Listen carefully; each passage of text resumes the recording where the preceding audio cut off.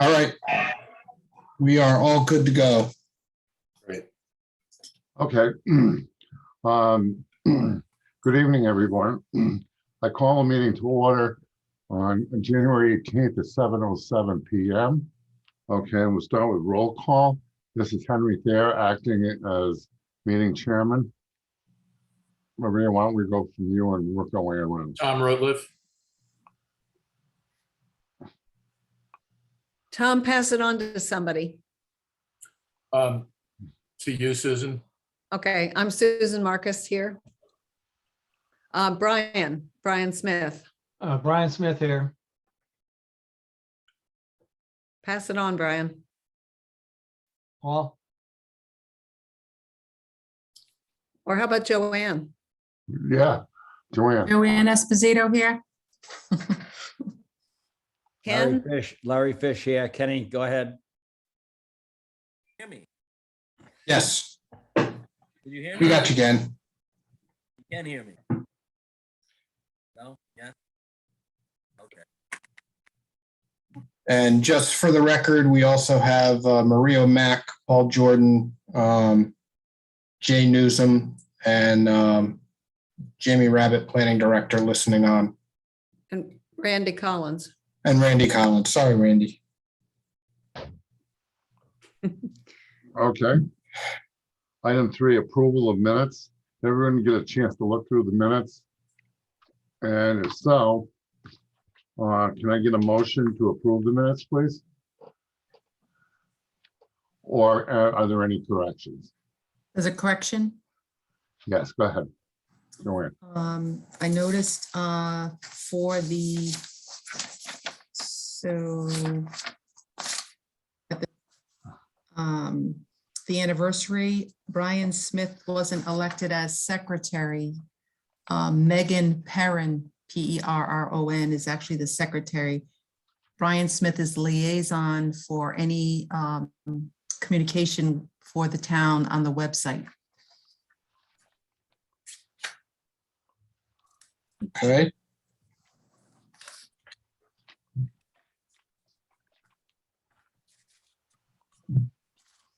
Okay, is there a motion to approve?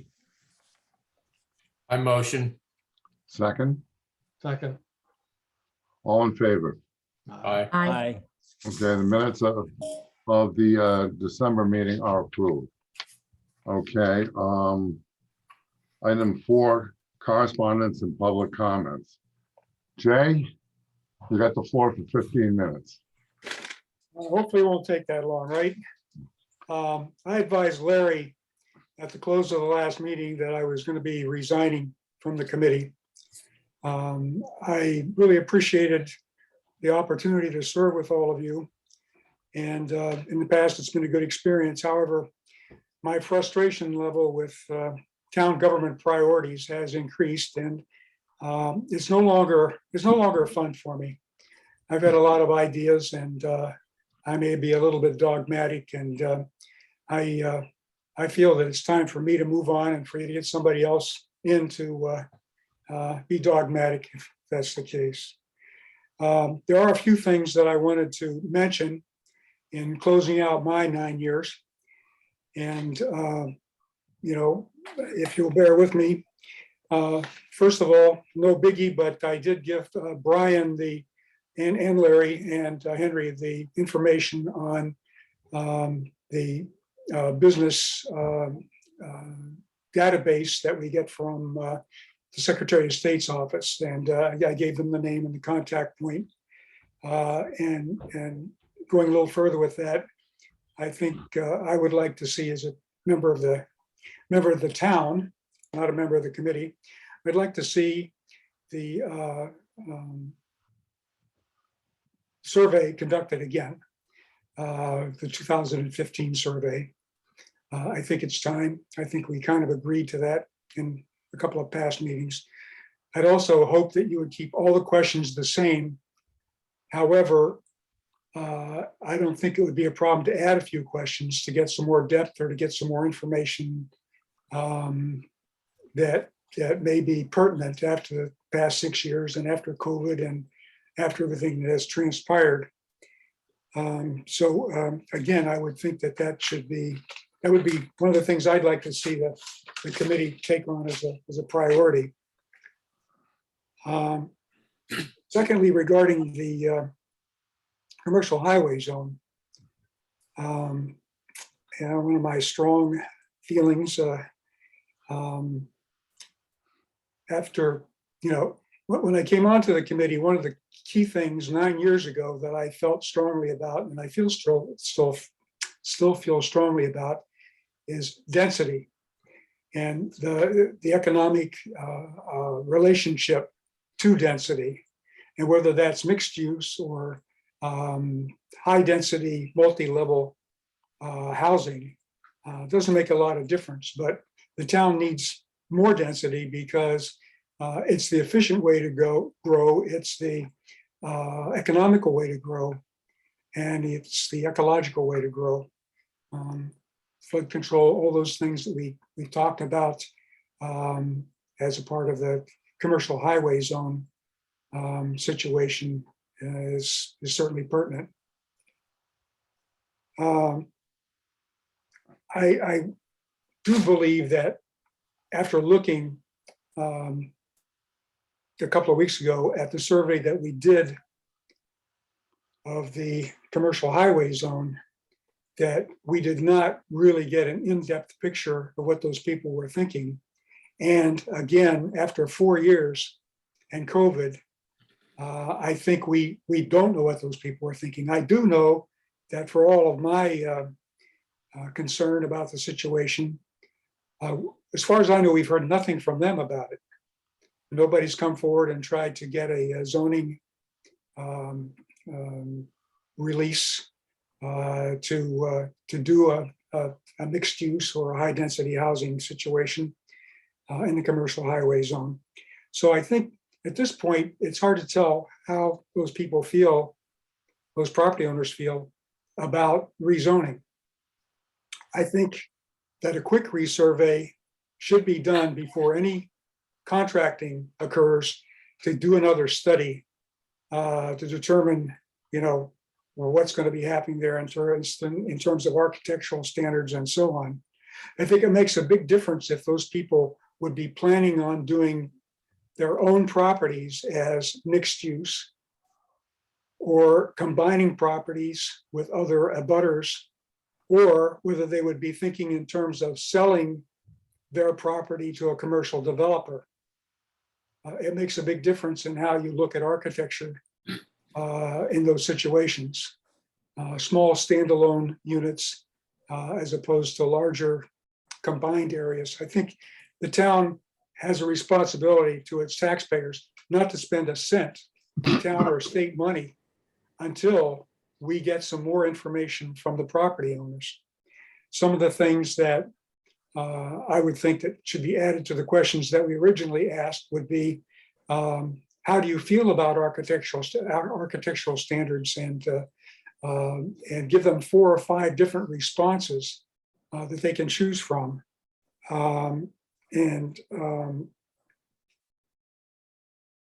are some other questions I think we could do a little bit better in-depth probing with. So I would be willing to help somebody on the committee do a straw man for a survey. I would not want to be involved in the actual survey, of course. It wouldn't be appropriate, but I would be willing to help do that. Again, my emphasis on joining the committee was density. And I think that since the Saugatucket Park initiative and the Tercentennial are moving along very well now, I think, again, I'd like to see the committee concentrate on zoning changes that would provide for increased density and more efficient use of the land that we have in this town. I want to thank you all for, your time and your forbearance. I know sometimes I can be, again, dogmatic and sometimes a little loud. I'm passionate about things, or I don't stick around, and I'm not passionate about the commercial highway zone anymore. I think the people there and the committee have got to figure out what makes sense. And then if the town feels it should go forward, maybe it'll have better information on how to go forward. So again, I'm going to say fond adieu, and we'll perhaps see you around town sometime. All the best. Okay, Jay, thank you for your service. It's been Thank you, Jay. my privilege to serve with you. Well, thank you. Thank you, Jay.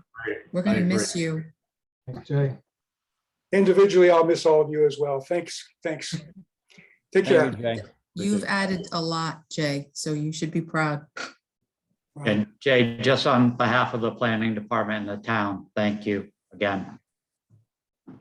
You're welcome. Good luck, everybody. Thanks, Same Jay. to you. Okay, are there any more public comments? No, hearing none. Can proceed under old business to item 5A, the Saugatuck Design Project. And Susan, you have the floor.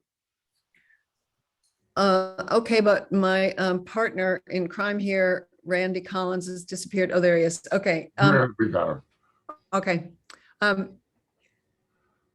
Yes, so just let me say, I'm not quite sure what we're going to have to show you tonight. I'm going to leave that to Randy to show, but I do want to, well, I'm not sure how we're going to do this, Randy, but I do want to say at the town council meeting, I do want to be the one who speaks for the Economic Development Committee. I've given the technical committee my ideas about why this project, weaving the notion of a historic downtown together with the river and the restoration of a historic park, how those things could be drivers for economic development.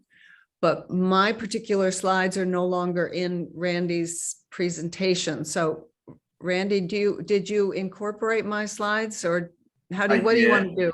I You did. did. I incorporated them. I actually sent you a PDF of that about an hour or so ago. Oh, Somewhat last minute, but if you want to just roll with the punches, I can share my screen and we can sort of work through it. And if you need to weave in some of your edits, I'll just make notes of that. Okay, well, I want everybody to know that this is a rehearsal. We're just, It's a draft. yeah, it's a draft. So we'll stumble through this. We guarantee by the time we get to the town council, we won't be having this conversation. But you also should feel comfortable about speaking up about whatever we have. Okay, so what are you're gonna.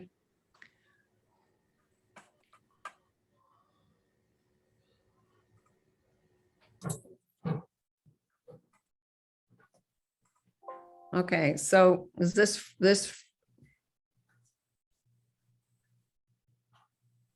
All right, This might be so familiar to you, Susan. yes, it is. Okay, so the way I was going to start this out was to give this a little bit of a background.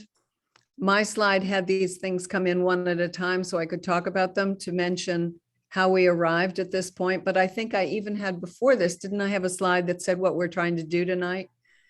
There are two things we're trying. But I thought this background would be good, and we get into what you're trying to do tonight after this. So this is sort of like an overview. Okay, fine. So everybody here knows these basic things. We'd say a little bit about the role of the URI Landscape Architecture Senior Studio that involved the participation of a lot of business and property owners on Main Street to help figure out what the important issues were. And then the students came back with their visions. And we, again, as an economic development committee, sat around and thought about the ones we thought had the greatest potential. Then as we were defining those, we stumbled upon the fact that in 2020, the South Kingstown Parks and Recreation Commission had received a DEM grant for improvements to the Saugatucket Park, which was one of the things we were talking about doing. So all of a sudden we had an ally. And I just want to take 1 second here to remind the town council that part of what's remarkable, I think, about this project as it's unfolding is that it is a collaboration of a lot of different people. So it was the Economic Development Committee, but building on some historic work that's gone on before, relating to what's going on in Parks and Recs. And there are more partners that we'll mention as we go through this. So this is a collaborative project. Then we had the period of the pandemic, and it turned out that a bunch of local historians had been researching some plans, and the correspondence between the Olmsted brothers and the lands and some locals. And lo and behold, we had a wonderful history through the early 1900s of exchanges between the Bell family, the Helm family, the landscape architects at the Olmsted Brothers firm. And they were talking about, believe it or not, the very same things we're talking about. They were talking about the ways in which you would use a park to engage businesses and take advantage of the views of the river. But we'll get into some more of that as we go. And so the most recent step is that we put together this technical group, which consists of a landscape architect, Randy Collins, a watershed specialist, Paul Jordan, Maria Mack from the planning department, and Rich Youngkin, who's been doing the historical work. Okay, next slide, please. Oh, notice this is a picture of the park. But can we back up just real quickly? Because Randy, I think that the URI Landscape Senior Studio was 2016, not 2018. Oh, yeah, it is 2016. And add My- Rex Eberly into that group also. Into the Parks and Recs. Well, just say Rex Eberly as part of the technical review committee. Oh, thank you. Thank you. Thank you. Okay. I want to do, Randy and I want to do these slides a little differently, but okay, let's keep going. Wait, there's one more thing is when Yeah. we did the URI landscape studio, we actually shared this with the whole, we had stakeholders all vested in this. So I think there should be a little bit just saying something about that, you know. Oh, I did say that, but it wasn't clear. Okay, I'll make it clear. Yeah, Okay. Okay. Just say the majority of the stakeholders and property owners and business owners, you know, abutting and you adjoining. can write it Okay. in there. So it's written in the overview. Okay. Okay, so so these for you to read are the basic ideas that came out of the Saugatucket Park discussion. We want to honor the history of a downtown park. I don't want to, Randy, I don't want to have to read these slides like this, but anyway, so we all know these things. I'm not going to spend too much time on this because I will spend more time when we're talking about it with the town council, but I don't think I need to with you. Okay, so this is where the whole notion of economic development begins to open up.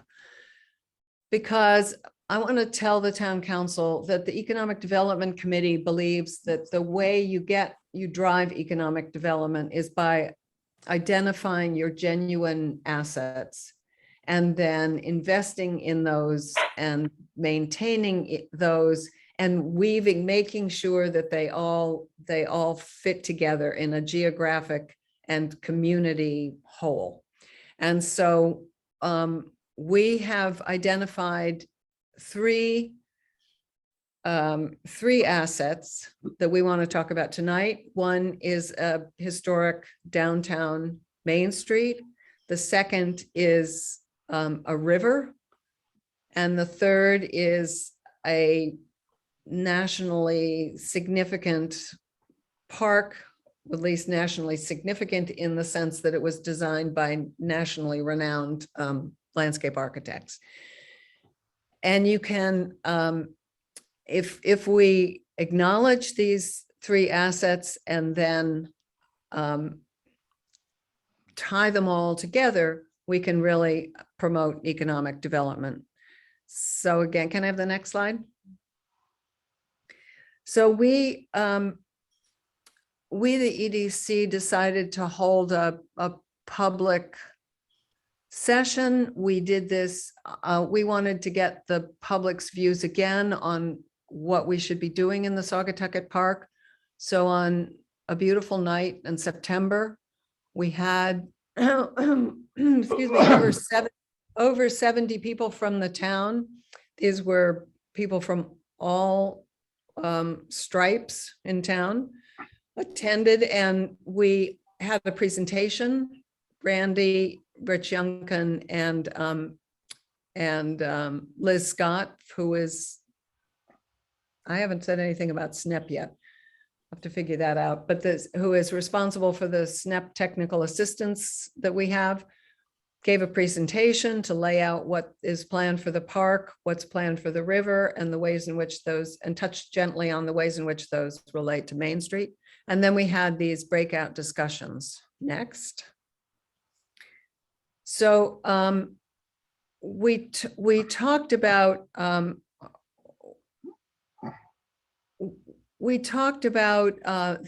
things we like about this town. And they had to do with a lot of things like eating ice cream beside the river.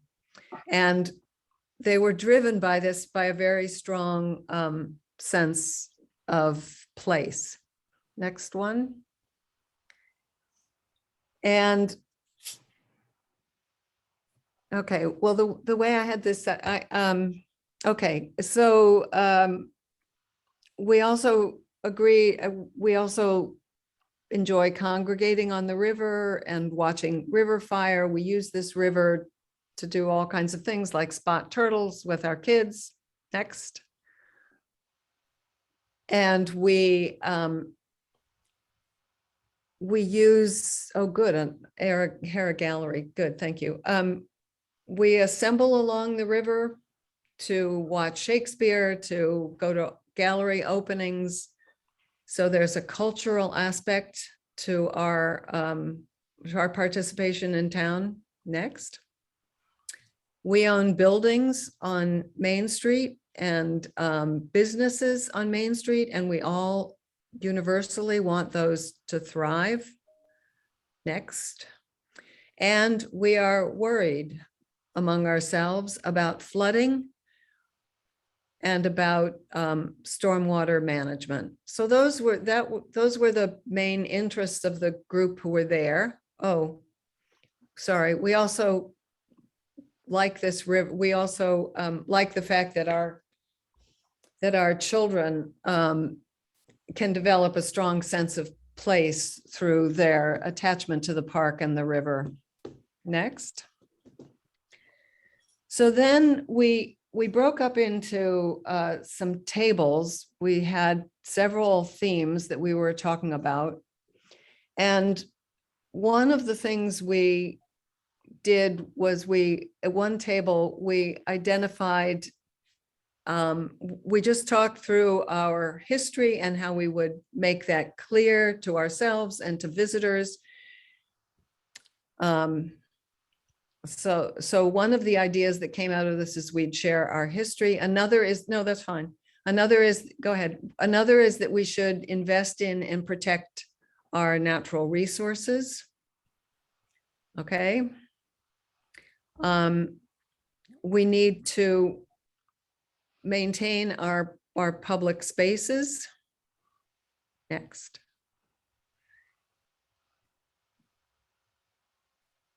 We also thought it was important to acknowledge that we have a very active and informed and involved community. this is a sort of hidden asset. Actually, there are two assets that we haven't meant, or three maybe, that we haven't mentioned in the talking about Main Street, the river and the park. One is that a bike path runs through this. Another is that this community theater, contemporary theater exists right along the river. But these are both the expression of an active and involved community.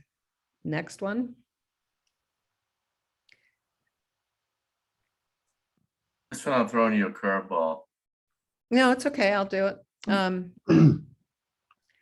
Yeah, so this is our basic point here, that if we want to build an economy, it has to be based on our authentic and genuine strengths. And it is up to us to promote these assets in a way that helps other people understand their value. Next. So Susan, you next have a series of slides about kind of like the asks. Oh, okay. And so what I was thinking would happen here is we would go into the park part of it and then go through some of those, the historic part, some of the research that's been done, newspaper articles, old photographs, the construction from the Olmsted brothers and such. Okay. And then transition back to the kinds of things that we think are important to both promote the park, but also to promote the downtown. And that would be the asks where we would say, you know, the rec commission has money, about 140,000 to do improvements to the park. They include this, this, and this. But to actually restore the park to the Olmsted plans will probably cost this, this, and this. And that maintenance is certainly important. We know that it's difficult to identify funds now for maintenance, but we think there should be a commitment from the town to do that. Also, that we think that when you start putting all these pieces together, the park, the river, and the downtown, we think that it would be important to really be part of a Main Street membership. And there was one other thing that you had that I'm not recalling exactly right now. I wanted the town to Grant writer.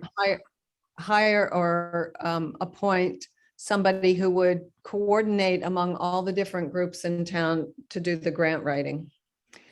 But Randy, I have to say that one of the things that I feel doesn't come across here as strongly as it did in my iteration of this is this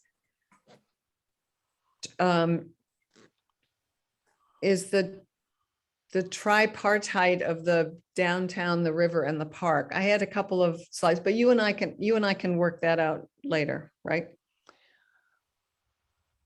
That is fine. I was just going to say that to get to the nitty gritty is the main wonderful thing about SK downtown is that we have this beautiful river and this park adjacent to it. And what we haven't been able to really do is thrive on that and make it so it's more of a destination and a tourist attraction with benches and other things like that. And Well, park. we're going to get to that, but Are you gonna Randy, get to that's that? right. Well, I hope so, but you left out that slide that I had, or the image that I had with the plant, with the river and the building and the So, park. and I'll give you some background, and partly was trying to figure out how it fit in, because that's kind of related to an ask, meaning that we want to promote the history. And if we wanted to, you can go back to a slide like this and get into promoting history. But I mean, is that meant to be, it's meant to be a program where you identify on the buildings the historic context of that particular building. Can I share my screen for just a second? Well, I have your presentation if you want me to share it. Okay, well, I want to show that image. Go ahead, you share it. Can I? Yep. I'm assuming Brian made you a Okay. co-host. Okay, so So what I did was this, I will click past this because you've already seen this. I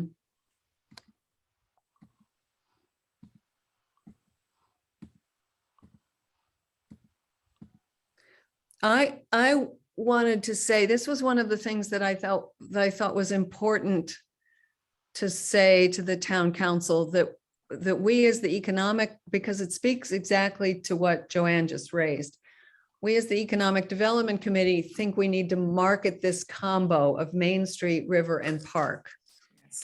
And so I really feel this isn't part of the ask. I mean, yes, there some money to do something for the signs is part of the ask. These are just drafts. These are just conceptual. This sign here, Wakefield Branch, this thing here is just a mock-up of an idea.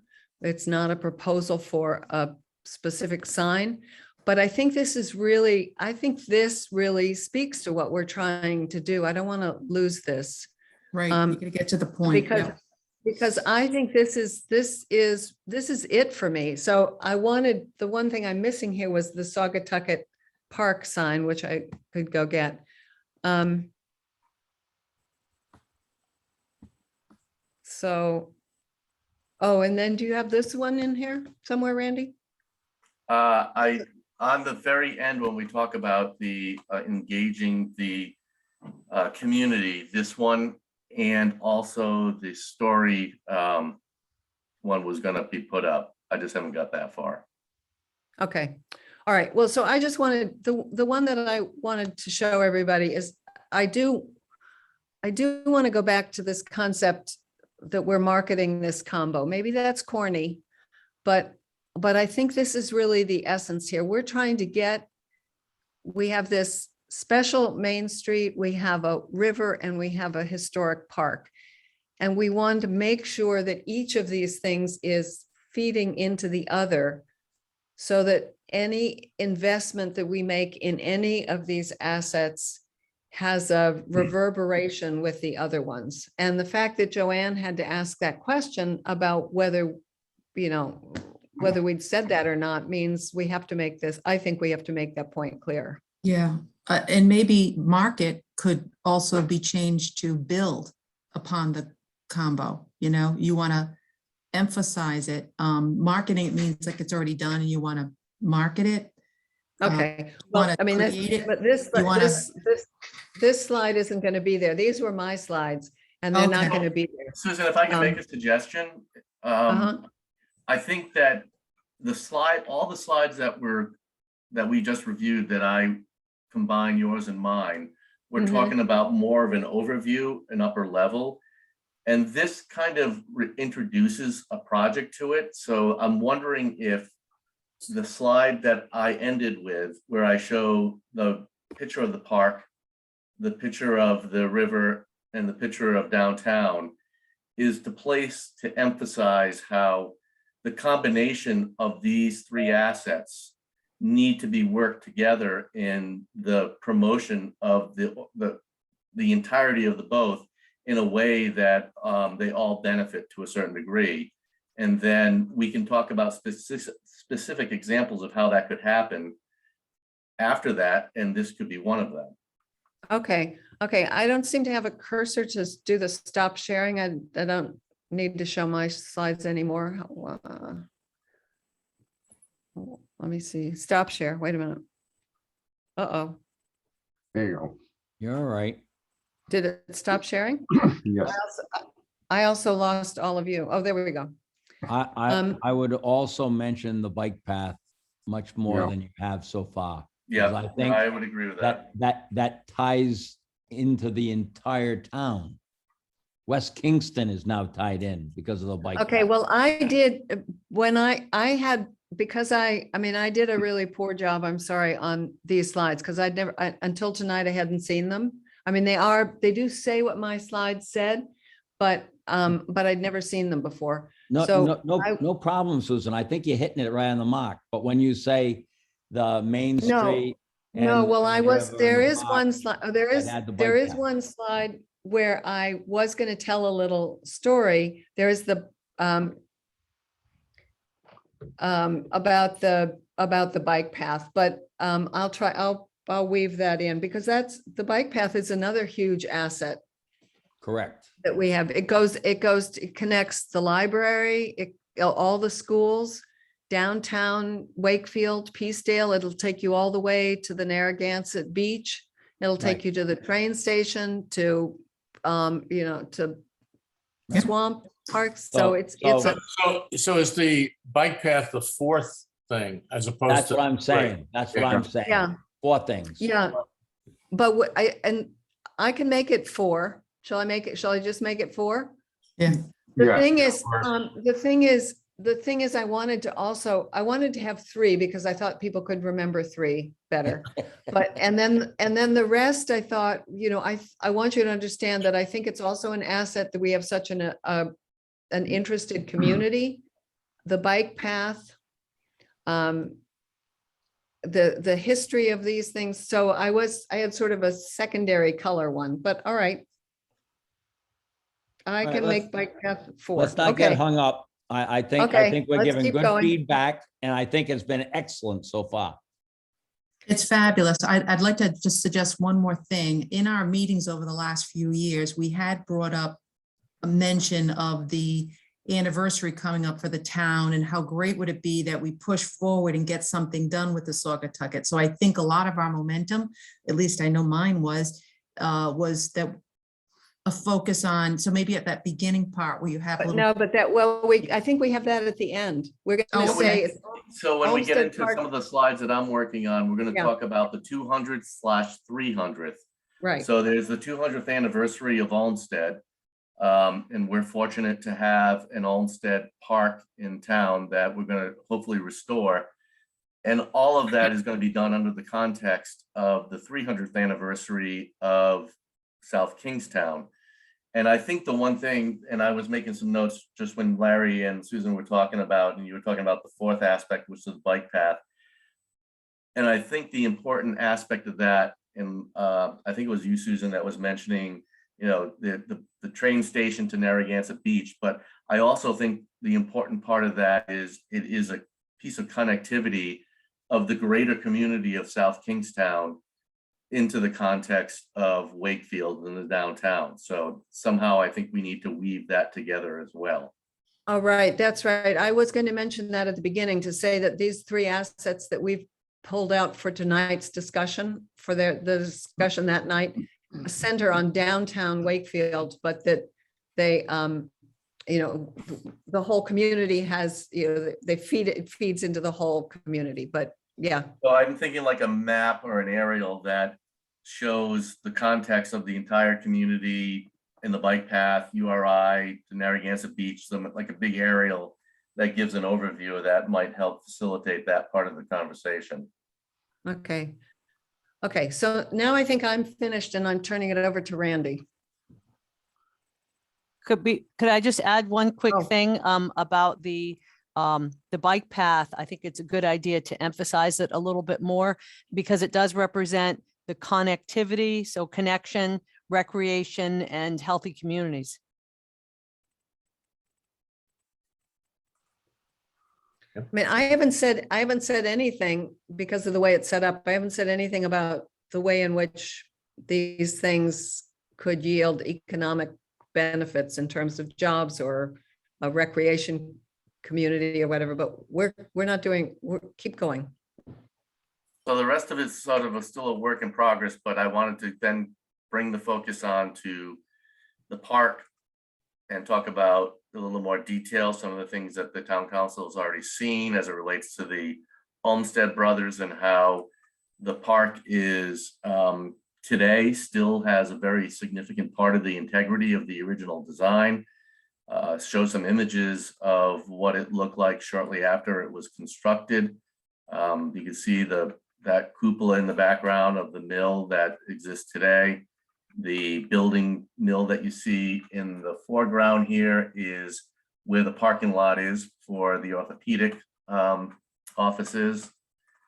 And that then get into some other things that have been going on that are related to making the improvements to the park.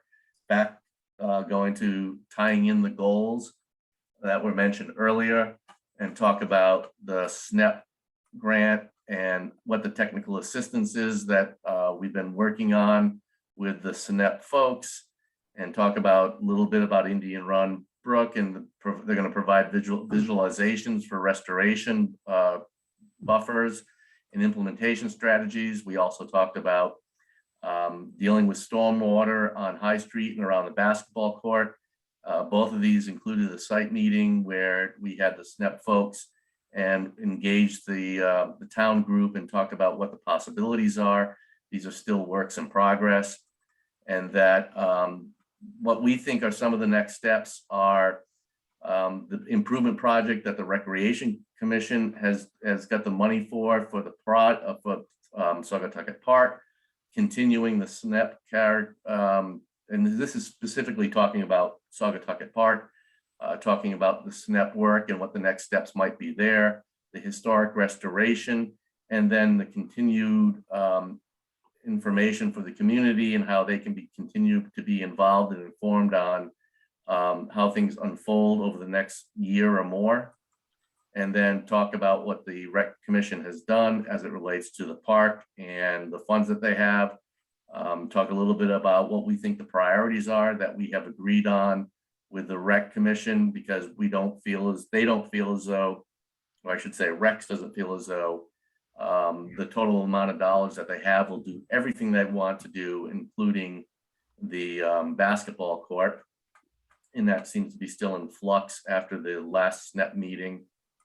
Talk about what we think some of the stormwater improvements might be that we're furthering with the SNEP network folks.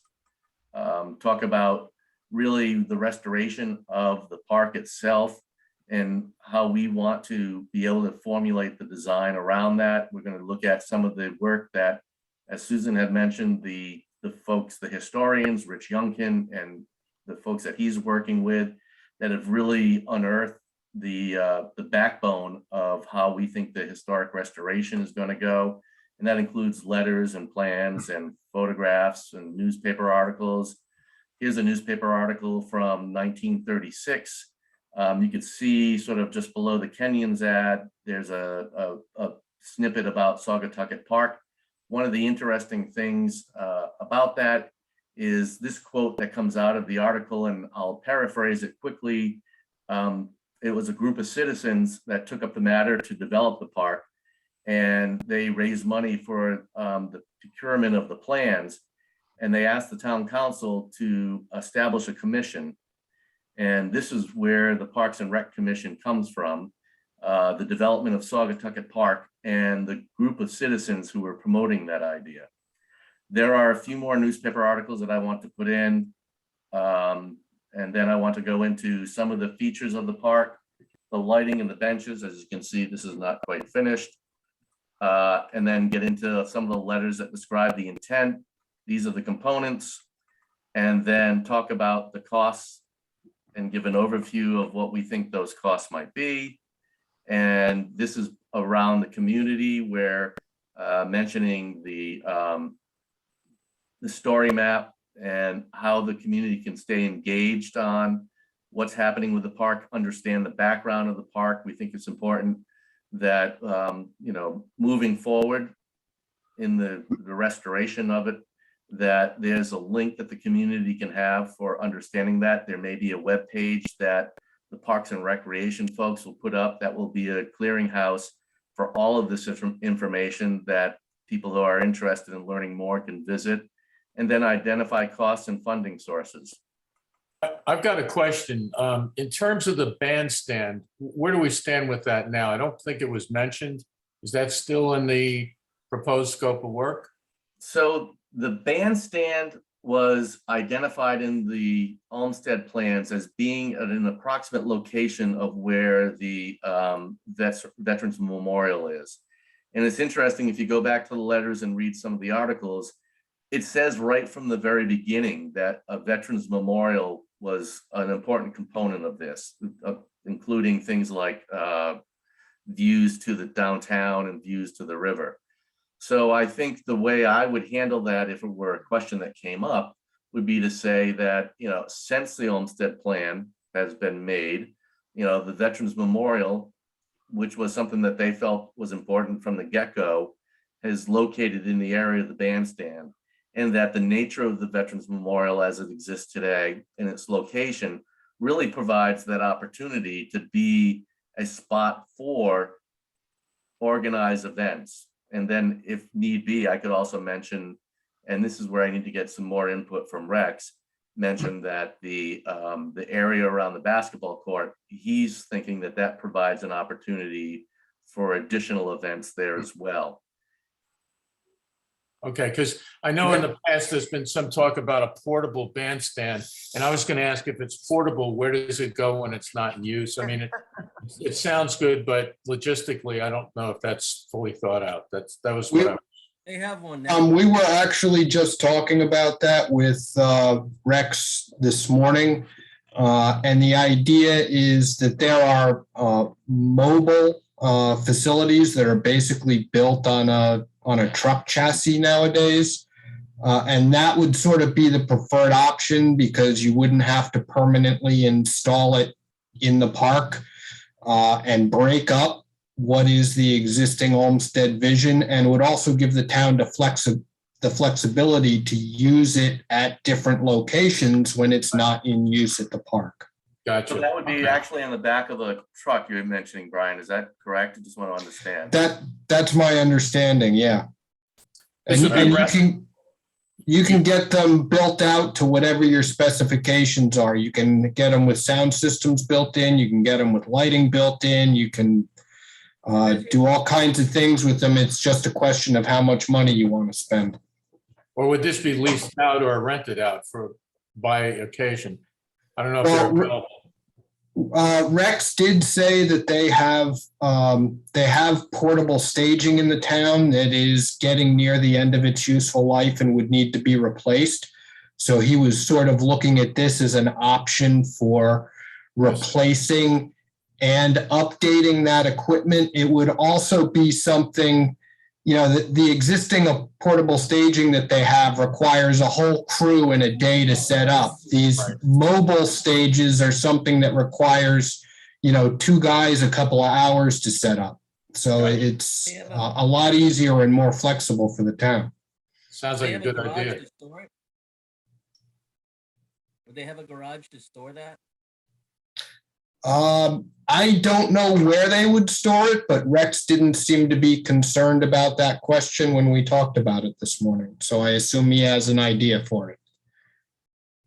I just think it's great that this is making them think outside the box, and they're thinking of other ways that it can help the town. It could go to Marina Park, for example, or it could go to the Guild. Yeah. It could go anywhere.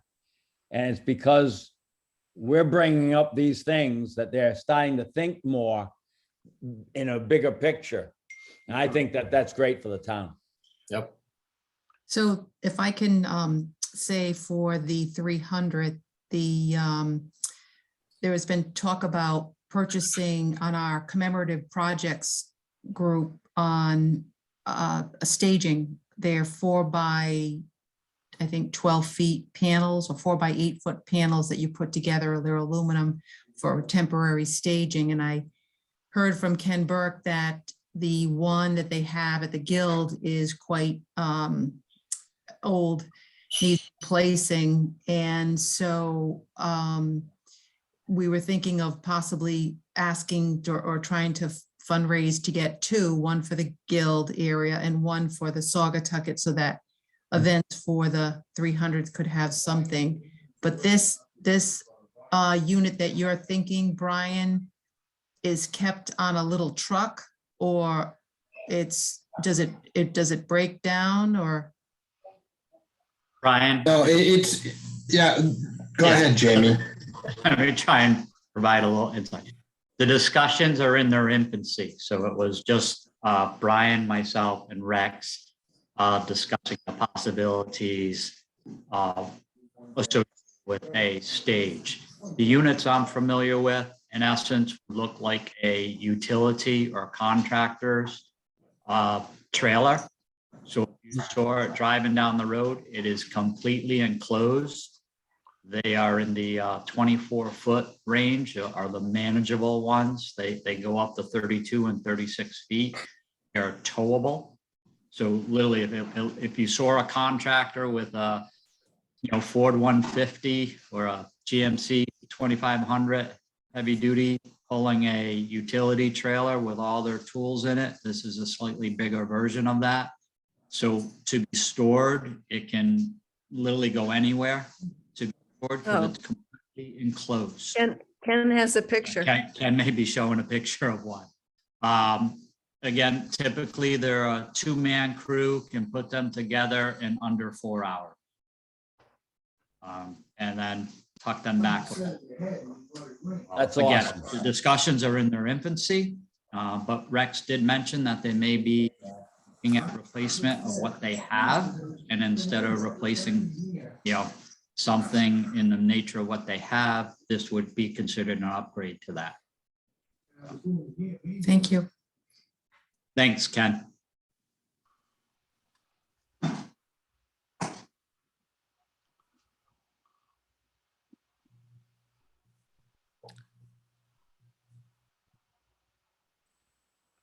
Okay, so we weren't very specific in our ask. Do we need to talk among ourselves and the EDC about the specifics of the ask? I think that would be good. I did want to ask the town to join Main Street America for $350 a year. Apparently, the town used to belong to this organization, and it would be very helpful in terms of if the town takes the EDC up on the idea of facade improvements or signage, the Main Street America would be able to help us understand the importance of architectural standards for facade. Oh yeah, this was my little slide here. The importance of architectural standards for facade improvement, or the idea of establishing a revolving fund so that people could come and borrow or get money for a restoration of a facade. I mean, we have on Main Street, this was one thing I wanted to, we have on Main Street an example of a business that took it upon itself to restore its facade, and that's Arnold Lumber. They could have covered their building with an impervious aluminum siding or something, and they didn't. They chose to take their building back to something like what it used to look like. And they managed to do it in a way that integrated the newer part that's been added on since the original building was built. They won an award for that from the Preservation Society in Rhode Island. And that is the kind of, that's an example of a facade improvement that actually improves the way Main Street looks. You can improve, you Character can of do, downtown, yeah. yeah, you really preserve what's genuine about downtown. So anyway, joining a place like Main Street America would give us access to the research that's going on there, some of the authorities. And I just think at $350 a year, it would be useful. And then the other thing I did want to include in the ask is that I think the town should really appoint or hire a coordinator for grants. We were in this very, what turned out to be a fortuitous situation, but was awkward at the start.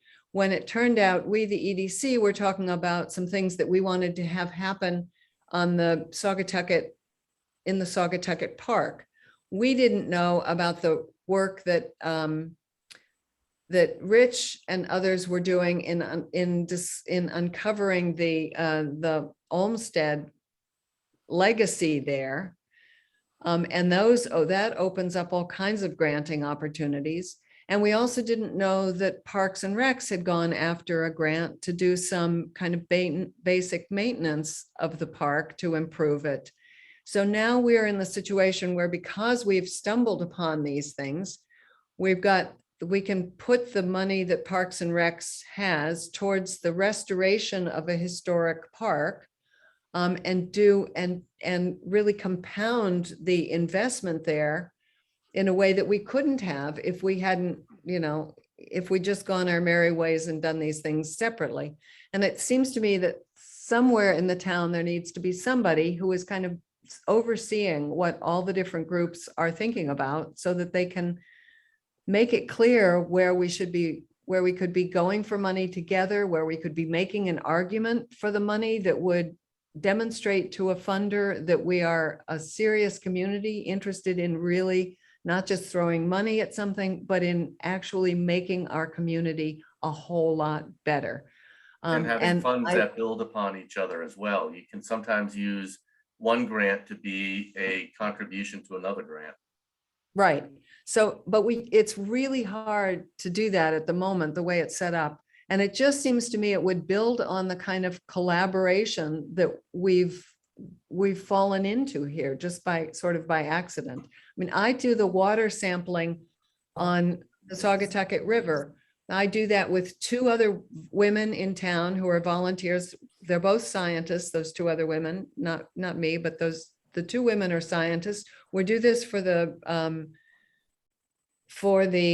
Saltwater Coalition. They send the samples to URI's river, what's it called, Rich? River, the water, I can't remember the name right It's now. But I'll know. called, Susan, it's called Watershed Watch.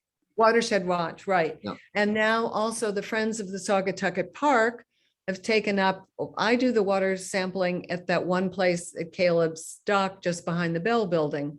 But now the Friends of the Saugatucket is doing some water sampling further up the river. So all of these are things that are all suddenly coming to the fore and beginning to flow together in a way that I find is quite exciting. The kind of collaboration that these three endeavors have launched really would make us, I think, very appealing to the grantors. So that's why I think we need that.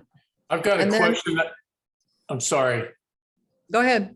Yeah, I've got a question on that last bullet there, provide seed money for invasive removals. Oh, I thought previously we said that was low hanging fruit and that town resources were going to take care of the invasives. Yeah, I put that in here as a note to, a note to ourselves and the technical committee, because we don't know, we're unclear what's going on here, but you're right, Tom. We want those river views to, we want those. And so this could be seed money, might be the wrong thing to say. I don't know what to say here, but you're right.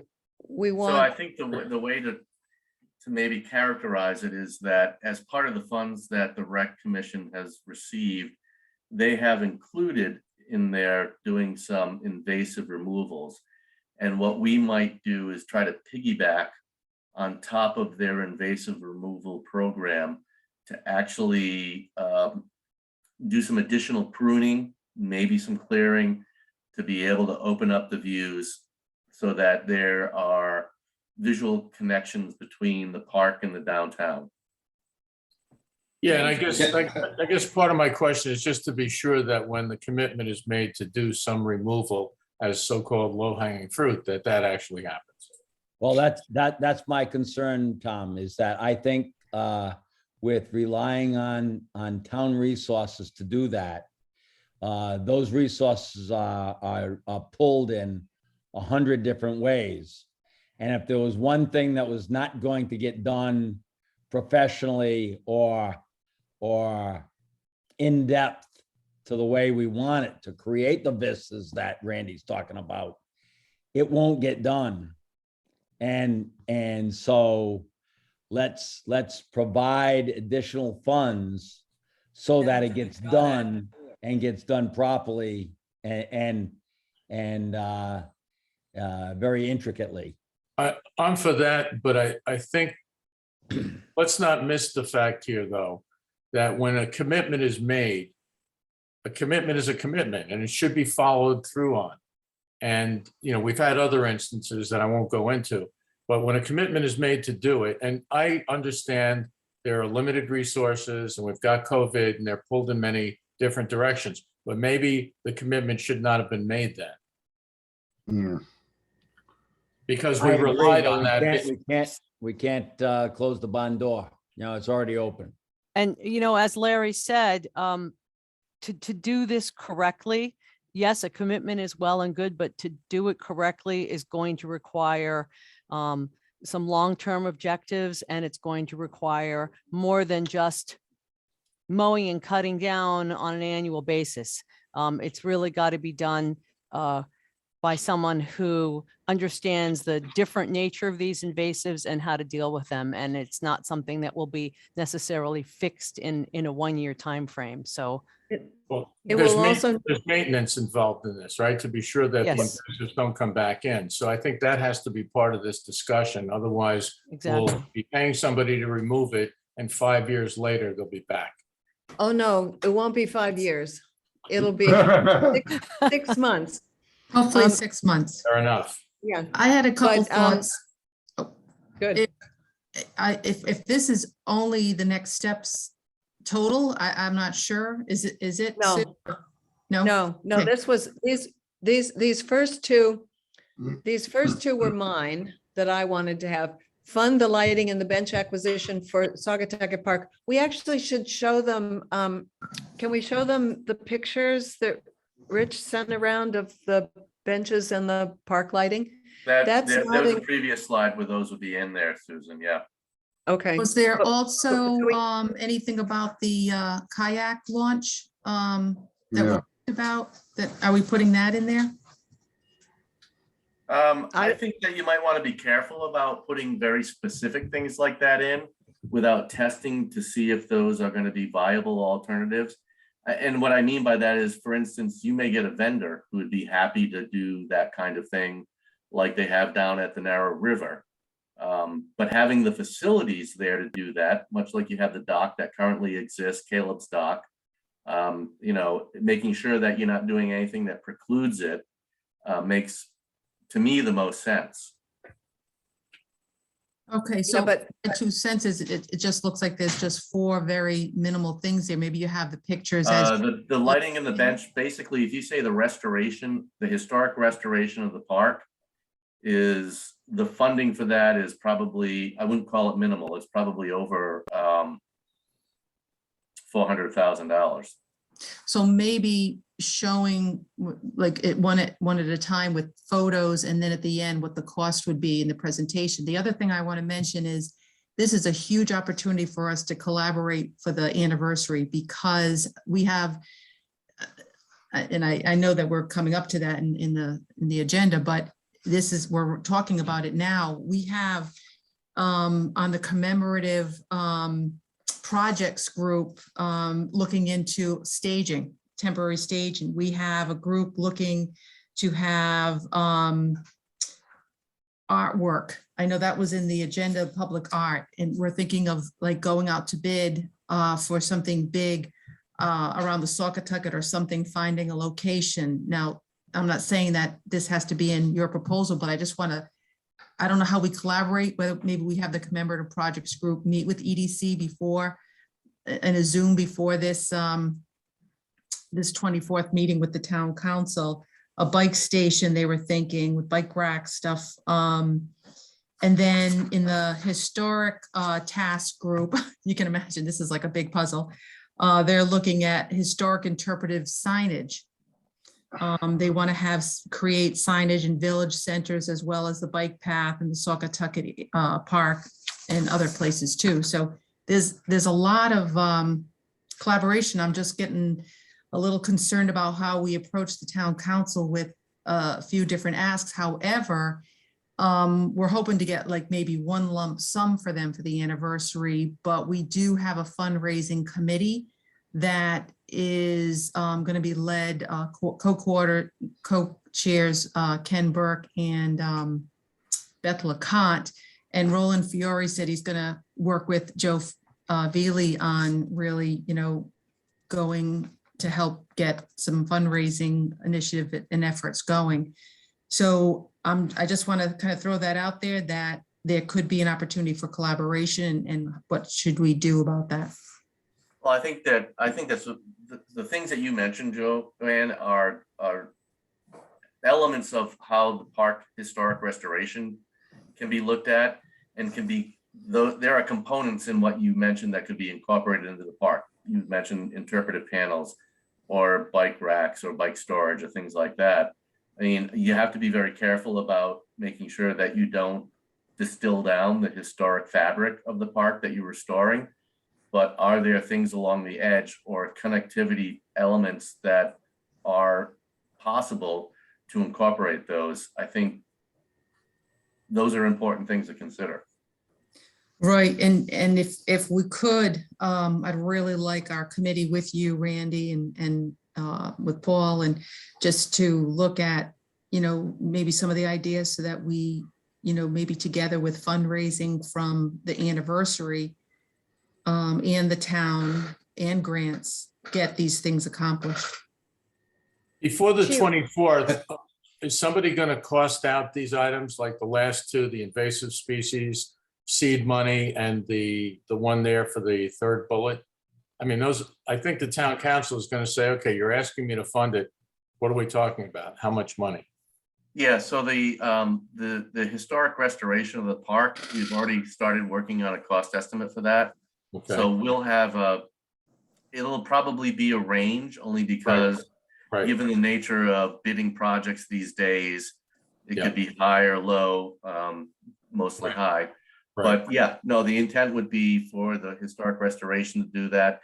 For the stormwater is to be able to, I think that's certainly going to be arranged, because we've yet to really Right.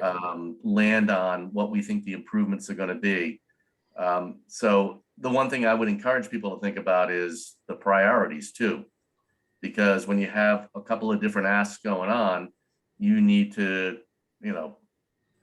there's not many communities that I work with that say we have an unlimited budget, whatever you need. So I think you need to start thinking about what that priority is. You guys hear me? I just wanted to mention real quick, it's 8:15. We've been talking for a little over an hour, and just for a mental frame of reference, you've got 60 minutes on the 24th. So we've been talking about this for longer than you're going to have. And I know that not all of this is going to be part of that discussion, but just think about that, because yes, this is the EDC's meeting, you asked for it, but you also have 3 other boards there who are potentially going to add into this discussion and prolong this in the same way that you've done it tonight. So be conscious about that when, Susan, when you're presenting, and make sure you manage your time so that you can get everything in that you want to get in. 60 minutes is going to evaporate a lot quicker than you think it might. So I You just bring up put an that out excellent there. point, and I think that some time needs to be had between Susan and I to really hone down the presentation, because ideally the presentation probably is maybe 20 minutes or so. Yeah. That Yeah. lays the groundwork for the discussion that you want to take place afterwards. Right. And I was going to say that Rich wrote a paper that sort of summarizes the history of the park. And I have a 1-page sheet that is a summary of the handout that we gave at the meeting in September. And I'd like to send those 2 things to Colleen tonight or tomorrow for her to hand out to the town council, because if they bothered to read those 2 things first, that would make the job that Randy and I have in the presentation a little easier, because we could skip over some stuff. Well, if you send them to me, Susan, I can add them to the agendas folder for the council meeting, and they will be distributed to the council members as part of their packets. I'll send them tonight. Thank you, Brian. Hear me? Can you hear me by any chance? No. A little bit. A Okay. little. Hey, I just wanted to bring up one point. How, just in case it comes up at this, they have it right now, they're talking about the closing of Wakefield School. How does that fall into this project and, what would our response be? Our response will be, it's a separate undertaking that would add a lot more possibilities to the integration of Main Street, economic development, and the park.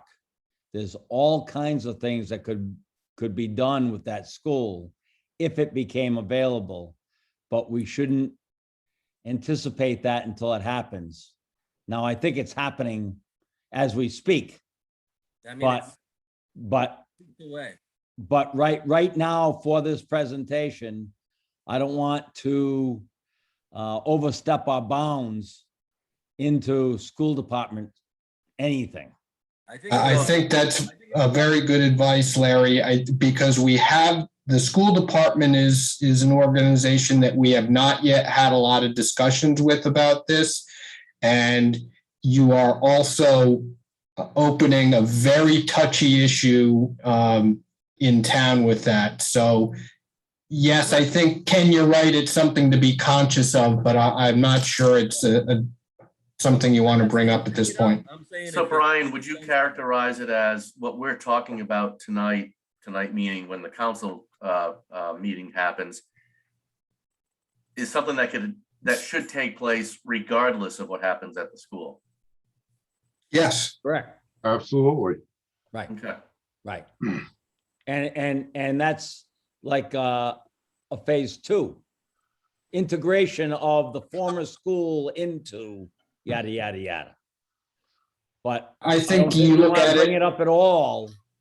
I think they will. Huh? Oh, yeah, and you're right, Kenny. I think they should. And I think that's our answer. Yeah, we'll handle it as a phase 2. We think it would be a very great opportunity. It has all kinds of possibilities, but at this point in time, we haven't investigated that because it's not on our plate. It's not even on their plate. It's in the hands of the school committee. So let's just not go down that rabbit hole, but realize that will be exposed to us, but that's the company line. And keep in mind, the school committee even has a subcommittee that's looking into that. Right. I have had school committee member contact me about it and whether we'd like to interrelate it and how it would fit in and all that kind of stuff.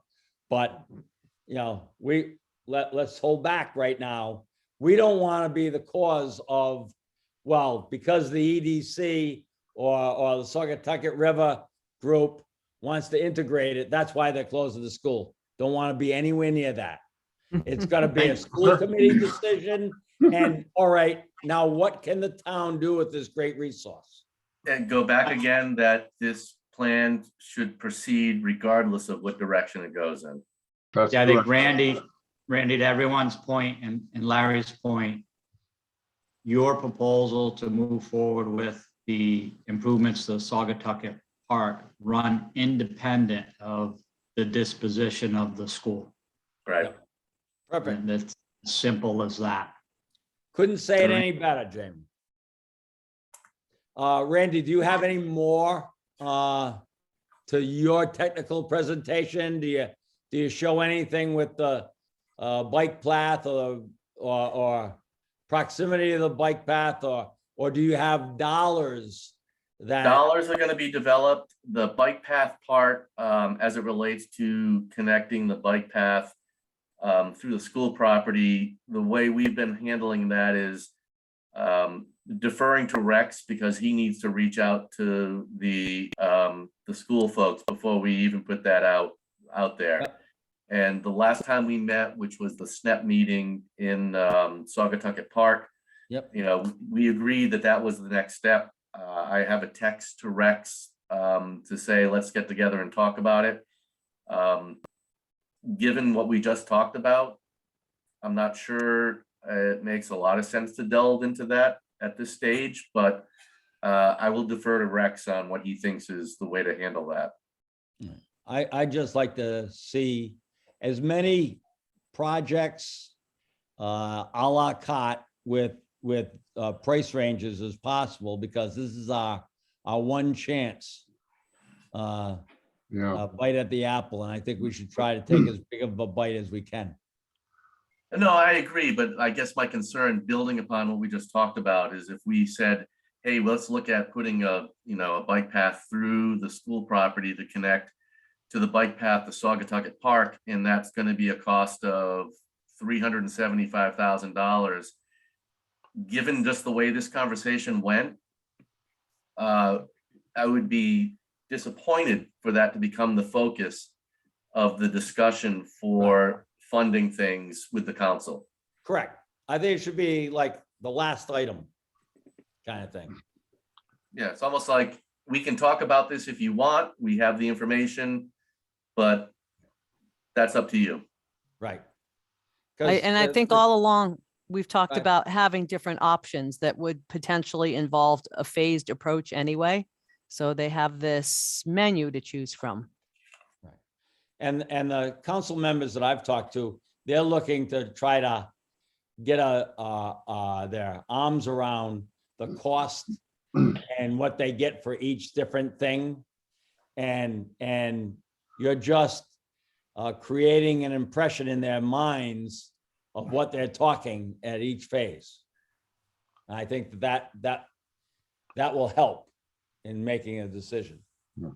Larry, at this time, given the hour, I'd like to move the agenda if we can. Oh, this is the most important thing on the agenda. Does anybody have any further information? Yeah, well, I just want to follow up on what Joanne said and wonder out loud in this meeting whether today's the 18th and we only have until the 24th. And Randy, the technical committee has another session planned for sometime, I don't remember right now.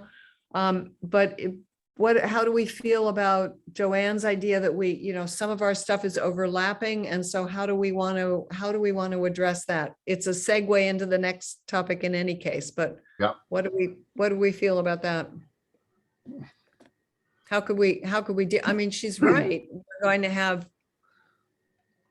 We're going to have several things that are overlapping. That seems to me to make the ask all the more powerful, that it's working both for, for doing some sort of long-term thing, and then also for this specific thing of the 300 birthday party. And so that, I think, adds to the strength of our.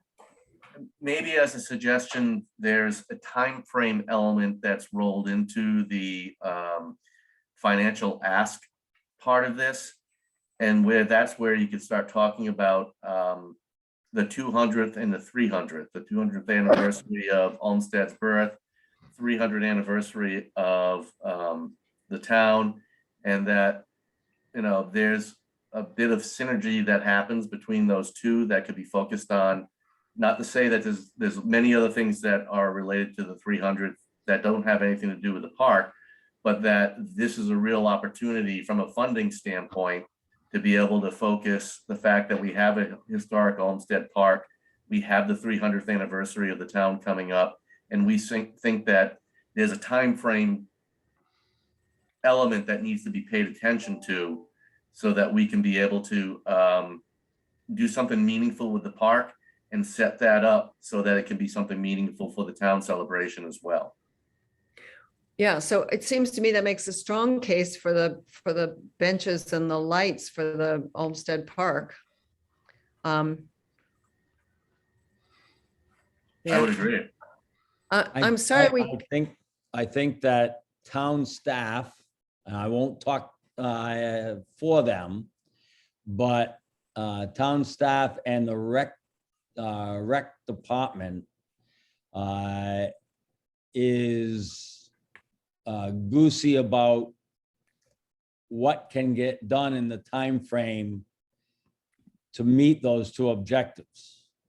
And there might be resistance on saying, oh, we can't be ready for the 300th, or we, you know, or we can do this, but we can't do that. Be cognizant of that they're, That's a good point, Larry, and that's part of the reason why I think in the conversation with Rex is really important. yeah, But it also seems to me that these are projects with a timeline, and the 300th goes through a whole year. And so you could have, you know, you could have the starting of some, it doesn't need to be, I know. It could be a ribbon cutting- groundbreaking. You're right. Susan. Right. It could be a groundbreaking. Yeah, That's ceremonial in groundbreaking itself. as opposed, yeah, not the, oh boy, everybody gets to sit on the bench, but oh boy, this Yeah. is where it's gonna go.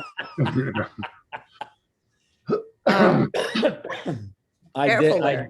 I did talk to Dave Palazetti, the chair of the Parks and Rec Committee this afternoon. And they were having their meeting tonight and we were on their agenda. And he just asked that once we kind of finalize our presentation, Randy, that he gets a copy of it prior to, so that they're somewhat informed of what we're gonna say. Yeah, no, that again, I think the coordination with Rex is really important to make sure that we're not going to contradict anything that they've been thinking about. Correct. And Yeah. I think if we want to continue working in a great relationship, it's got to be open communication like that. So I wouldn't, that's not an email on Sunday night before the last football game of the night. We got to give them some time. So not that there's a lot of time I'm to hoping give to them. talk to Rex tomorrow so that we can make sure that we infuse what his thoughts are into this presentation. Certainly, Susan and I need to spend a little time, and we're going to schedule that probably this evening. But I don't see why, you know, we couldn't have something for Dave and folks in the Rec Commission to review, you know, towards the end of this week. Good. That's great. Can I Thank you very can I much. share I want to share my screen one more time. I just want to show you these pictures that Rich sent of the park bench. The drawings, this is an Olmsted drawing. This is Wellesley, which is another Olmsted park, Yep. which looks very much like our park. These are the lanterns. How And much these are the, park benches, Susan? Randy, we thought the park benches were, 100? Delivered, installed, they're probably somewhere between like $3,800 to $5,000. Each? Yes. Oh. I'm gonna go in the park bench business. Yeah, Yeah, well, keep in mind, it's also, that quote is based on it being a prevailing wage project and all of that. Yep, You know, right. it's not like what you or I would be Right. able to afford if we went out and bought them ourselves. Sure, understood. Yeah. I want to reserve one with a view of the river in my memorial. All right. Priceless. Yeah, well, we're not quite there yet, Larry. All right. Yeah. And you're not quite there.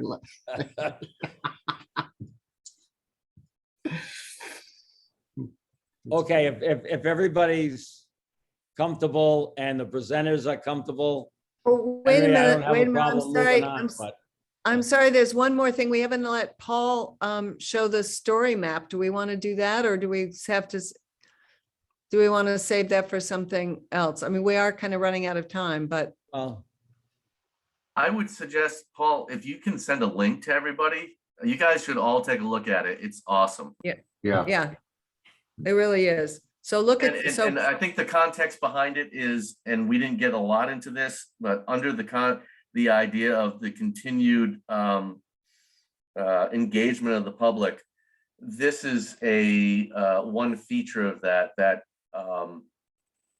and I don't, sorry, Paul, to speak for you, but it's one feature of that I think really provides some very good background to why this is an important project, why it's an important park, and the history behind it.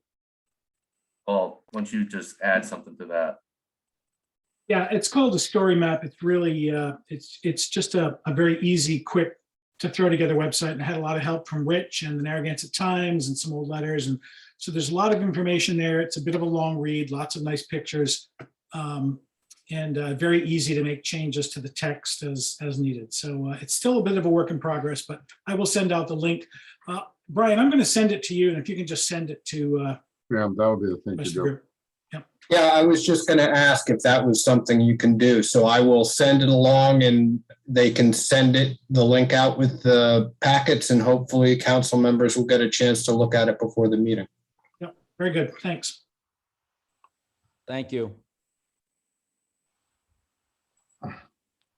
Okay, Oh. Okay, all right, so let's proceed on. Recurring except, discussion. wait a minute, I'm going to interrupt one more time. Oh, I you get one more, think- Susan. That's No, it. I would just like to encourage maybe Randy, Paul and Maria should stay for this so that we have this context. I was thinking they would be leaving, but maybe they need to know something. What do you think, Joanne, based on what you This know? is for Do the we- 300th, Susan. Yeah. Yeah. I don't know what they're gonna say, so I don't know. I'll whether- stay. Okay, I'm gonna shut my video and okay. Okay. Joanne, you have the floor. Alrighty, so the first thing we have to update is that it says update on the tercentennial planning. We're not referring it to as tercentennial or tricentennial. The committee wants to call it the 300th anniversary for the town. So future, reference on the agendas, we want to, it's the 300th. It just makes it easier for everybody. We have about 29 members on the committee, and March 1st is the deadline. We've got a variety from the various town committees, residents, a really good group. I mentioned the various tasks that have been assigned, and we're really fortunate to have Kenny Burke and Beth LeConte. She's the director of Ollie. Ollie is URI's for a lifelong learning program where they have like 800 members, and hopefully we get some of them to help volunteer on various projects. But Beth and Ken are going to be putting together a fundraising proposal campaign. And it's great to know that Roland and Joe are going to be there with the armor to help get the things accomplished that we're really we have high hopes for. And it's, as you were saying earlier, this is almost like a perfect, wonderful storm of goodwill for the town with the rec department and EDC.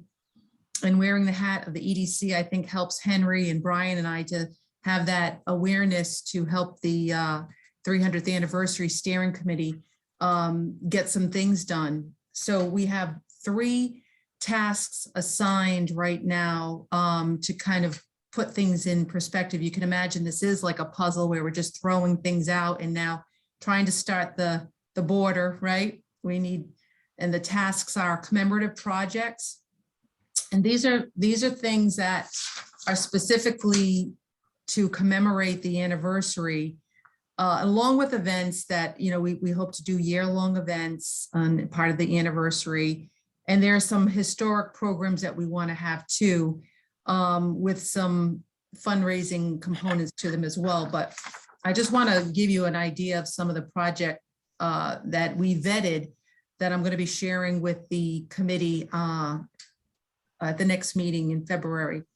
But we were thinking banners and maybe banners along the streets of Main Street in the different villages. Each village would have it. We thought maybe looking into an arch at the entrance of SK, Wakefield. Welcome to, Wakefield, downtown, South Kingstown. We're thinking of a commemorative coin, maybe doing a time capsule. Maybe there's merchandise giveaways, t-shirts, village benches. But now that I know that they're 3,800 each, I don't know. But we thought, how cool would that be that maybe residents can, put their name on it, just like down in Narragansett. This might be something that, a family might want to do. Tree plantings, gardens, a bike station. Here we have this wonderful bike path that goes right through. It'd be ideal for us to find a location where you can fill up your tires. There's a beautiful bike rack. We can put your bikes in, little, resting stop. We thought the Saugatucket Park platform that can be set up in seasonal for the summer months and then be broken down.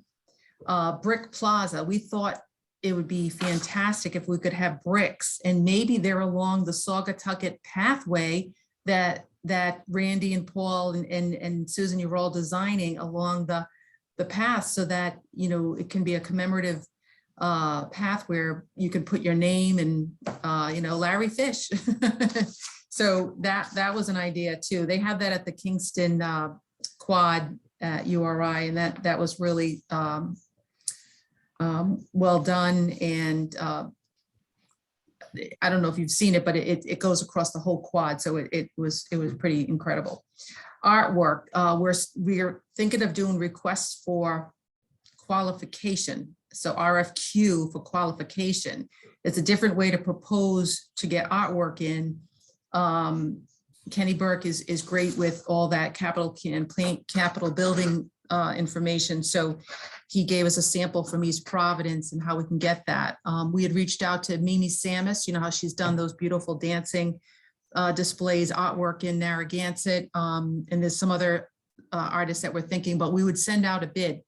And we're thinking, this is just, we don't want to just do something little. We want to do something big. Maybe it's 75,000, maybe it's something big. If there's one thing I found so wonderful going to Italy in November was wherever you went, there's a beautiful statue and there's a beautiful fountain and there's all this, and it just attracts tourists. And we need something like that. And I know Maria Mack had sent me information way back on artwork in different festivals that were going on at Roger Williams Park. So we need that kind of stuff. We had some really great ideas all about, what could possibly happen. So we need to find a location. Suggestions would be great. So that's just the commemorative. Then there's the history task, looking at what history, and that's a speaker series year-long of including wonderful topics on the railroad and how much it was impactful for industry and tourism down here. The Kingston Station Signal Tower, renovating that would be huge, making it like a museum in there.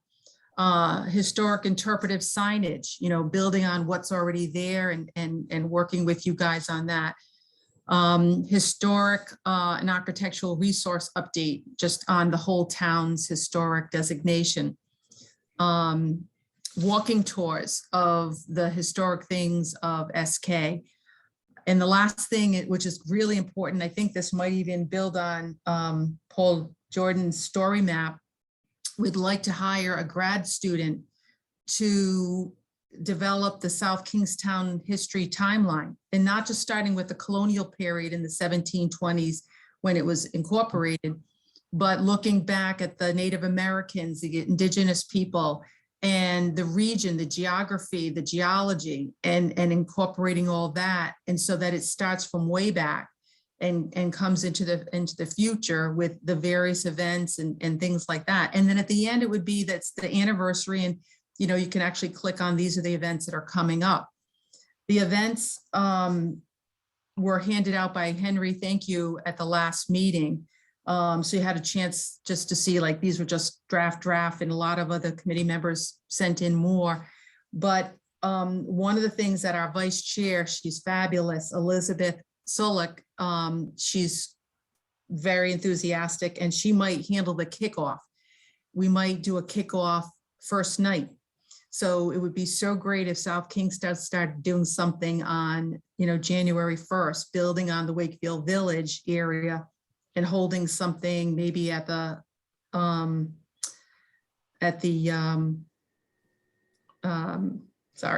Mountain Field. Yes, okay, there you go, Joanne. Thank you.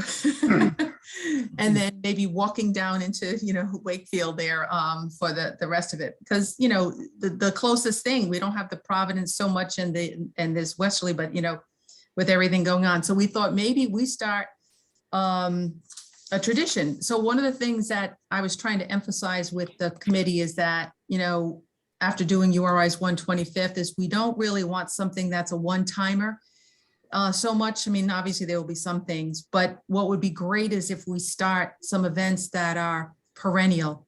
So a first night, summer drive-ins or summer movie nights somewhere, you know, an art festival. And good news, the South Kingstown Rotary, we had them as a guest at the last meeting, Glenn Zapolis, and he is enthusiastic about this whole idea about maybe as the Rotary sponsoring and getting an art festival. So how great is that, right? So I think, you know, I kind of said a basic background. There's a lot of enthusiasm. Any ideas, feel free to email me. You're welcome to join in any of the meetings. The next one's February 8th. There'll be a Zoom. So if you really want to attend, just let me know.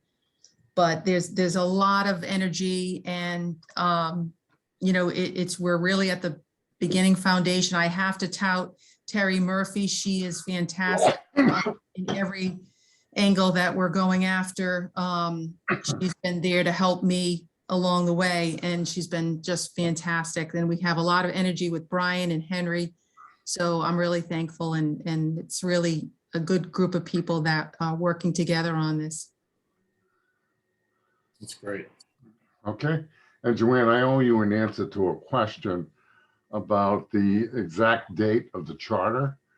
I do know that the separation was like 1722, incorporated in 1723, but the month and day is going to become a challenge. You know, it's good that you brought that up because I had some people work on that for research, and boy, was that opening a can of worms. So get this. Yeah, I Really, started researching it myself. So February 26, 1722 was the date in the Julian calendar. However, in the Gregorian calendar that we took over, it's 1723, but it's February 26. So of course we have to do something on February 26 in 2023, right? Okay.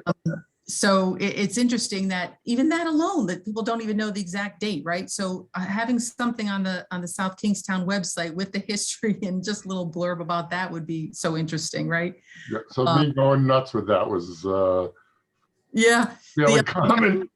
The other thing I really should mention is both Erica Luke at the South County History Museum and the librarians looking up, there really hasn't been any celebrations for the town so much for the various milestones along the way.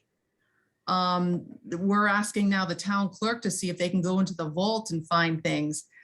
Surprisingly enough, there's nothing written in the Narragansett Times about, you know, in 1823 and 1873, even for the 250th. If you look, really what the town did is build on the bicentennial for the United States. It wasn't the town so much having something in 1973. It was a build on of the bicentennial where we made a big, you know, hoopla. What they did do is this program at the Pettaquamsket Museum, which is now the South County Museum. So I thought that was huge. So here we have this huge steering committee put together for the anniversary when never before has the town done something like this at this level.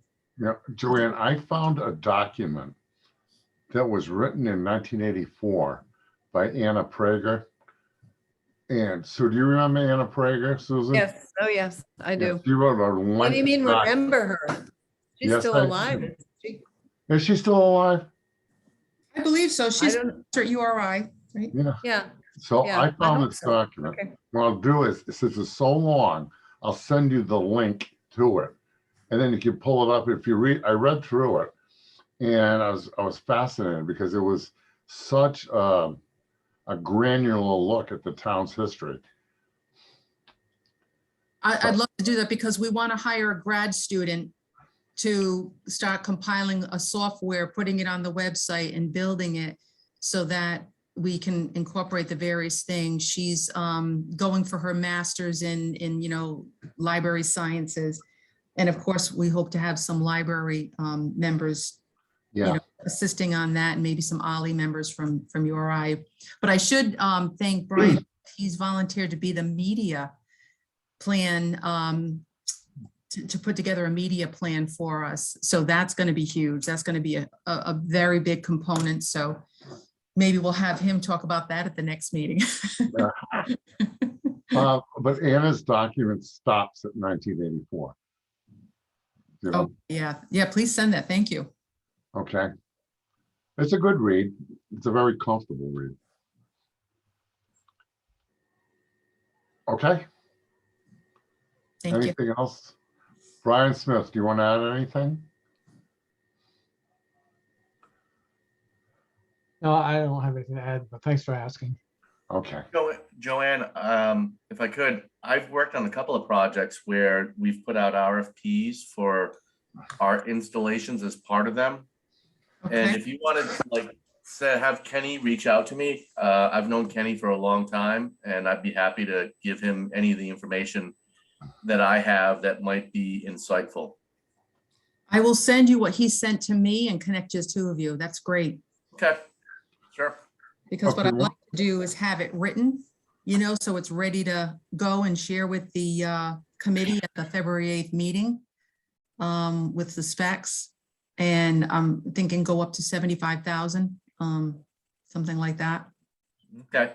And I've worked with a couple of artists so that when you put the RFP out, I can direct you to a few folks who would likely be interested. Let me ask you this just quickly. What do you think the time frame for turnaround for a request for something like that would be? Would it have to be 2 months or? It depends on what you're asking them to provide. One project just really asked for overall qualifications and some general ideas. And the other one that I worked on actually wanted them to come up with some images and graphics for the art piece. So obviously the qualifications and the sort of general approach, Like a sketch. like a written approach with a sketch, is probably something that you could ask over the course of a month and a half. And the one that actually gets into more detail with a lot of graphics and given a much more detailed storyline, I'd have to double check the RFPs, but I think that one was more like 2.5 to 3 months. All right. And Joanne, you asked where things might go, and I'd just like to remind everybody that there are some artworks on the bike path, and you could continue on the bike path. Yeah, and one other thing that I'd like to add, Joanne, just before we shift to the next topic is let's not forget involving the high school, because there are a lot of really good artists in there with those kids. Yep. The Yep. other thing too is they put on their productions of their theater group have been phenomenal. They've got one going and they had to postpone it to April due to COVID. It's on Matilda. But the thing is, it might be worth a conversation with Fritz Benz about doing a play in 2023 that sort of ties in with everything that we're doing. Okay. I'll add that to the events ideas list. Thank you, Henry. Okay. Before I forget. Susan, you got one more thing. Oh, well, no, I was just going to say to that point, Chris Simpson works with some of those families like the Haydens and the Fritz and others to do projects with the school for theatrical projects for the school. And also I wanted to say that this high school might be interested in some of the green infrastructure stuff that's Yes. going on in the Saugatucket Park, learning. I mean, these kids are growing, they're interested in climate change, and they're growing up in a world in which jobs are going to be centered more and more. So this is not about the 300, this is more about the other thing. But I tried to get the principal of the high school to come to our meeting in September, but I only gave him 24 hours notice, and so he didn't come. But I told him we were interested in seeing about getting high school students interested in green infrastructure projects as a career idea. Anyway, that's just a non sequitur. Okay, I'll bring it up tomorrow, Susan. I'm teaching science tomorrow, so. Okay.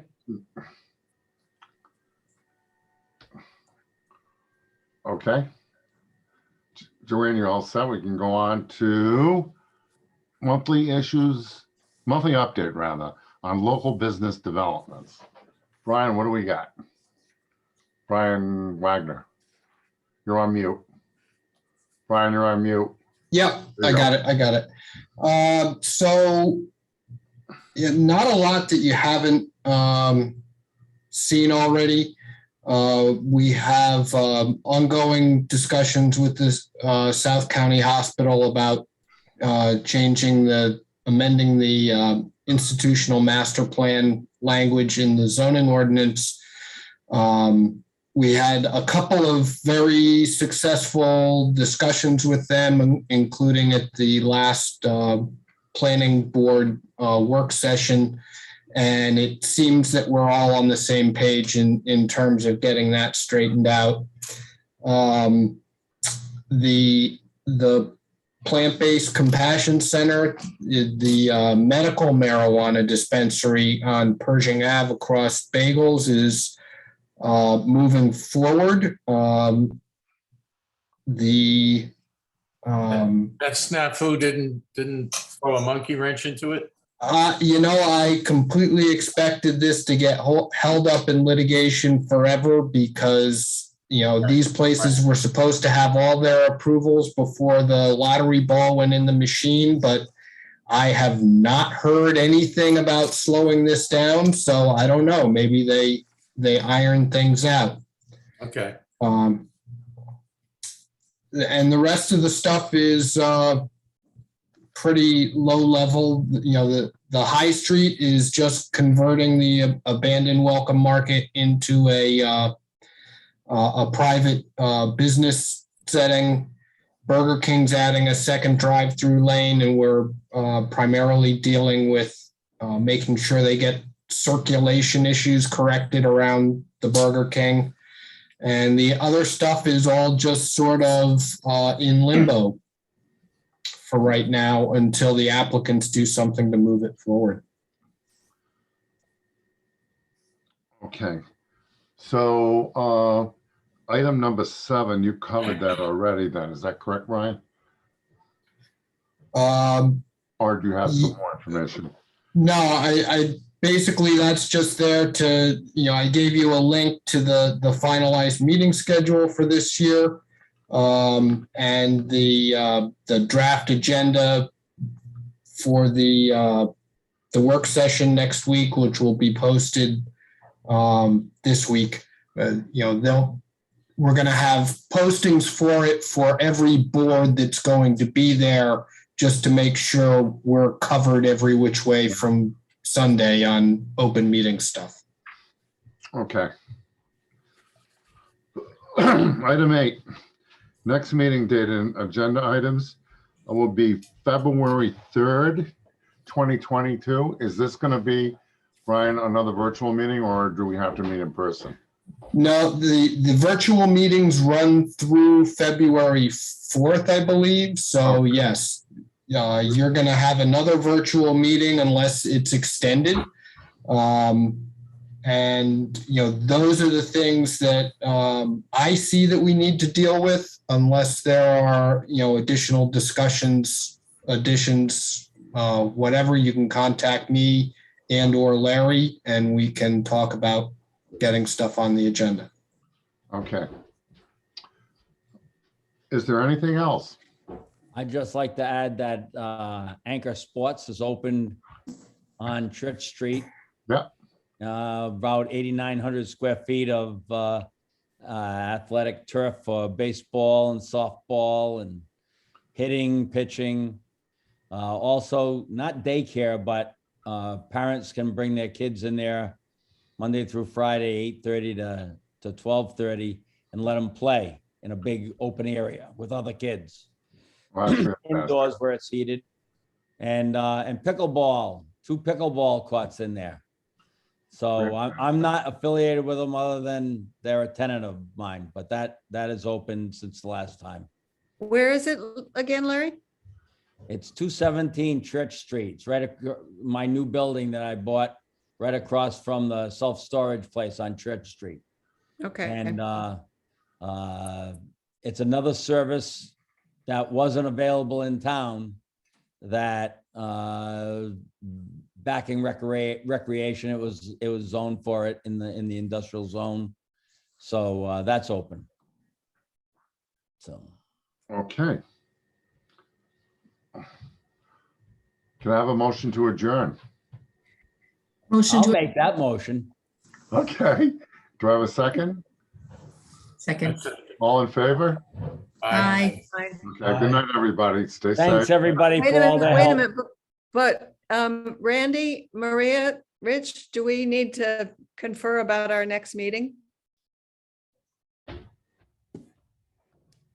We could turn the recording off for this. Yeah, all right, you're gonna go offline with this. Okay. Okay?